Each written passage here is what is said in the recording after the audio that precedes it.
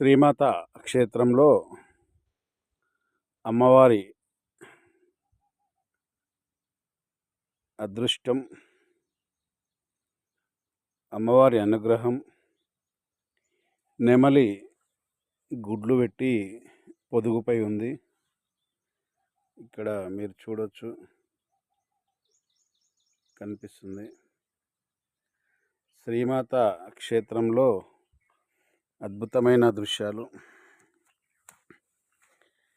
అమ్మవారి ఆజ్ఞ మేరకు ఇక్కడ ప్రశాంతత, అద్భుతమైన ప్రకృతి వెడిలో మయూరి మరో 10 పిల్లలకు జన్మనివ్వబోతుంది తొందరలో.